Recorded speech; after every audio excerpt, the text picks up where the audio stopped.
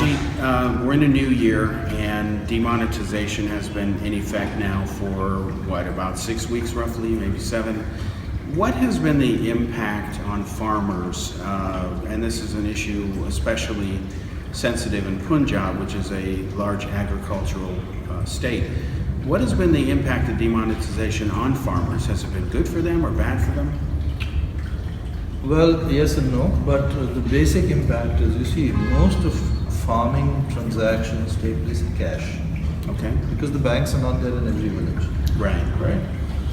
Now, and farmers were not ready, or they were not prepared, and neither were the middlemen who buy agricultural produce prepared for demonetization. It came out very suddenly. So these large-scale cash transactions, you see, like you pay money in lakhs for a truckload of agricultural produce. Okay.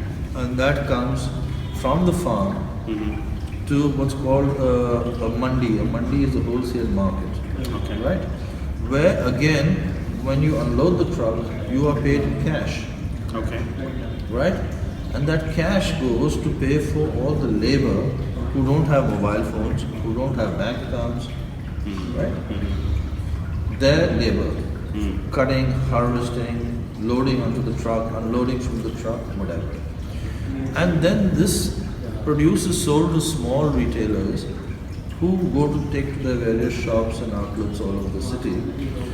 And again, they take in cash from the customer. Okay. And they hoard that cash till they have sufficient cash to pay for their next lot, or vegetables or fruits or whatever. Demonetization affected the potato crop initially. Okay. Because when it came about, two things were happening in India. Himachal was seeing the harvest of apples, Okay. and the plains were seeing the harvest of potatoes. Okay. Now both these things failed miserably because farmers did not get sufficient money for their potatoes or their apples.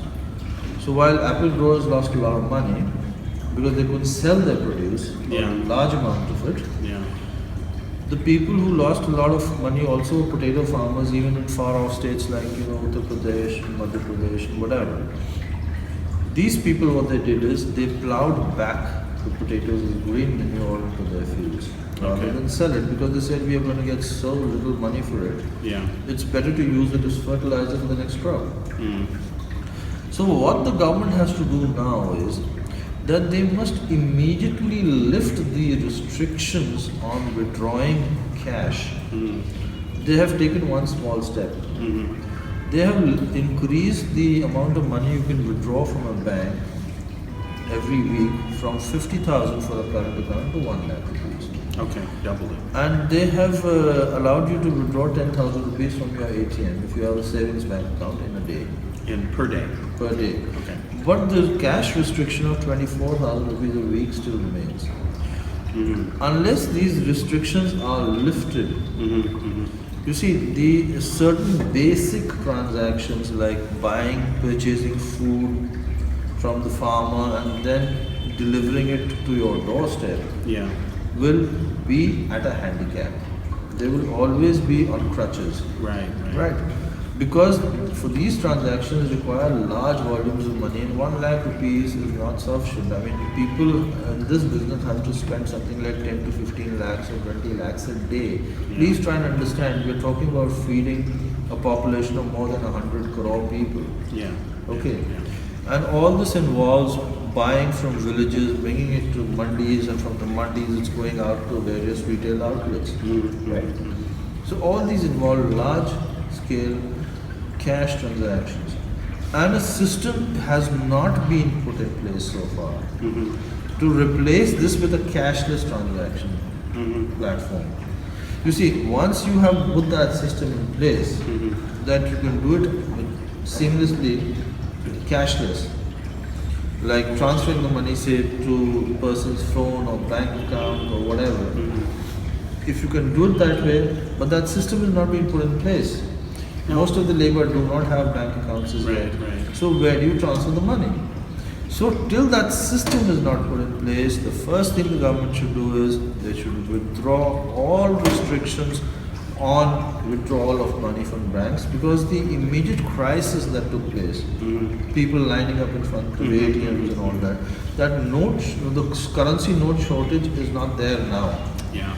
So government has to normalize the situation, allow people to deal in cash right now, till they put that system in place to ensure that cashless transactions can take place, online transactions can take place, in this, especially in this sector, where you're dealing with rural labor, mind you.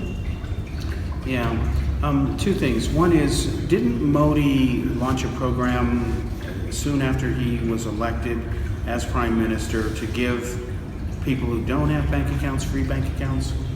Yes, but again, please understand, that program would have been very successful, say, in a country like Denmark or Norway, or even say Sweden. What's the population of Sweden?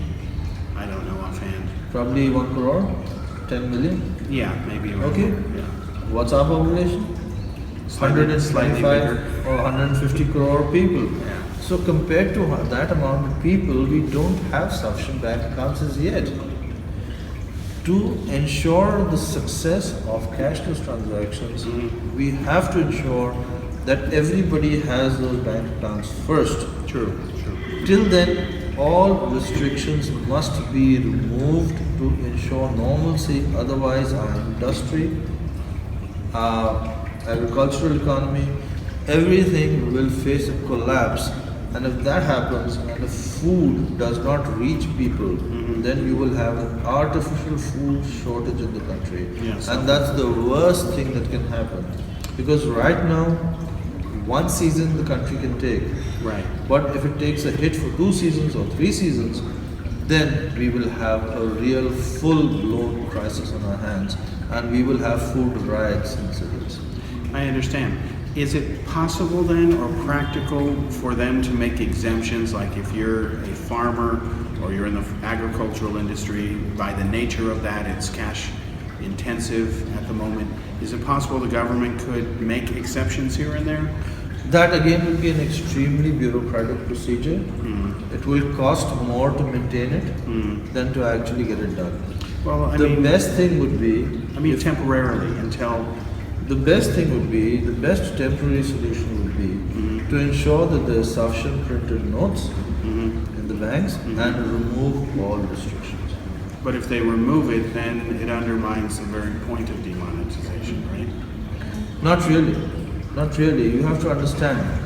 You have to weigh the pros and cons on what's good for the country and what's bad for the country. Right now, you don't have a system in place to ensure that everybody gets paid cashless, right? Good point. So till that system doesn't come in, you have to lift the restrictions. And now the time has come within the next 15 days, or at least by the end of February, all restrictions should go. Otherwise, all hell can break loose.